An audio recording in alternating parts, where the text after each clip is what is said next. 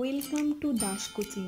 এখানে শিক্ষামূলক ও তথ্য নির্ভর ভিডিও দেখতে এক্ষুনি আমাদের চ্যানেলকে সাবস্ক্রাইব করে নোটিফিকেশন অন করতে পাশের বেল আইকনটি প্রেস করে দিন আর পেয়ে যান আমাদের আপলোড ভিডিওগুলির দ্রুত নোটিফিকেশন।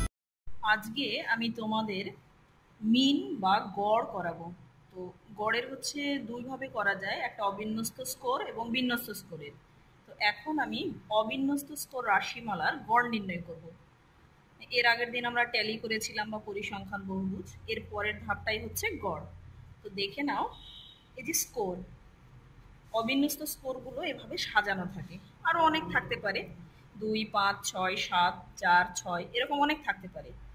তো এই স্কোরগুলোকে প্রথমে কি করতে হয় না, কিনা সূত্র অনুযায়ী দেখো, এই অবিন্যস্ত স্কোরের সূত্র হচ্ছে মিন অর্থাৎ equal to summation x by N.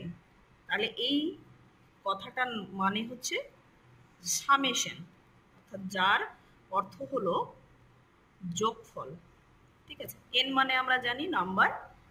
তো এই যে রাশিমালাগুলো কি করব আমরা তখন যোগ করব। আমরা যোগ করে কত পাচ্ছি দেখো, 2, 5, 6, 7, 4, 6 টোটাল 30। তাহলে 30 পেলাম।